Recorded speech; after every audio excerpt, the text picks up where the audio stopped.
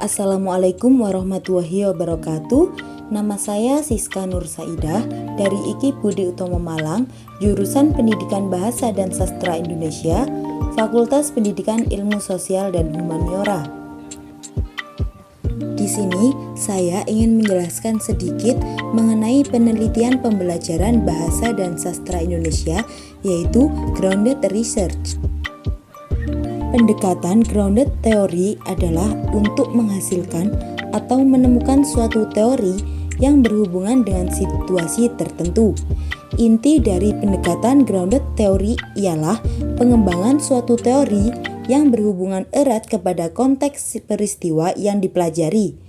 Penelitian grounded theory adalah metode penelitian kualitatif yang menggunakan sejumlah prosedur sistematis guna mengembangkan teori dari kancah keilmuan. Tujuan grounded theory adalah menentukan kondisi yang memunculkan sejumlah tindakan atau interaksi yang berhubungan dengan suatu fenomena dan akibatnya. Hanya situasi tertentu saja yang dapat digeneralisasi. Pada dasarnya, semakin sistematis dan luas penyempelan teoritis, maka semakin banyak kondisi dan variasi yang dapat ditemukan dan disusun ke dalam teori, sehingga semakin besar kesamarataannya. Tahapan metode grounded theory. Prosedur riset kualitatif dengan menggunakan metode grounded theory terdiri dari beberapa tahap yang dilakukan secara simultan. Tahap perumusan masalah. Perumusan masalah dalam riset grounded theory disusun secara bertahap.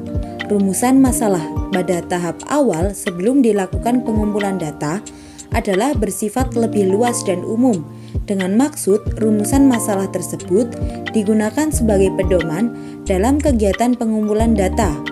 Setelah data yang bersifat umum telah dikumpulkan, kemudian rumusan masalahnya semakin dipersempit dan lebih fokus pada sifat data yang dikumpulkan, dengan maksud sebagai pedoman dalam menyusun teori.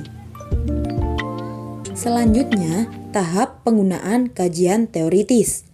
Riset kualitatif dengan metode grounded theory tidak bertujuan untuk menguji kebenaran suatu teori dan tidak terpengaruh oleh kajian literatur, juga tidak bertumpu pada berbagai variabel yang berasal dari suatu teori, karena akan menghambat adanya pengembangan rumusan teori baru. Penelitian dalam riset yang menggunakan metode grounded theory belum memiliki pengetahuan mengenai objek yang akan ditelitinya, termasuk jenis data dan berbagai variabel yang memungkinkan akan ditemukan. Selanjutnya, tahap pengumpulan data dan penyempelan. Metode yang dapat digunakan dalam proses pengumpulan data adalah metode observasi dan wawancara secara mendalam, yang secara umum tidak jauh berbeda dengan metode observasi dan wawancara pada riset kualitatif lainnya. Hanya saja ada beberapa kriteria khusus yang membedakan metode pengumpulan data pada riset kualitatif grounded theory dengan riset kualitatif lainnya, yaitu terletak pada pemilihan fenomena yang dikumpulkan. Selanjutnya, tahap analisis data. Tahap analisis data dalam metode grounded theory ini dilakukan dalam bentuk pengkodean yang merupakan proses penguraian data, pembuatan konsep, dan penyusunan kembali dengan cara yang baru.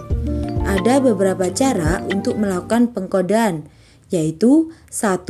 Pengkodean terbuka, 2. Pengkodean terporos, dan 3. Pengkodean terpilih. Yang terakhir, tahap penyimpulan atau penulisan laporan.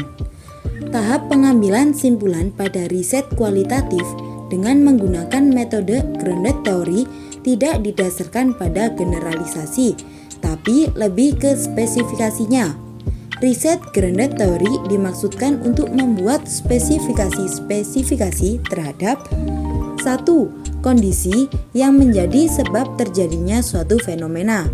2. tindakan atau interaksi yang merupakan respon terhadap kondisi tersebut. 3. Konsekuensi-konsekuensi yang timbul dari tindakan atau interaksi tersebut. Jadi, rumusan teoritis yang merupakan hasil akhir yang ditemukan dalam riset kualitatif dengan metode grounded theory tidak menjustifikasi keberlakuannya terhadap semua populasi, namun hanya digunakan untuk situasi atau kondisi tersebut saja.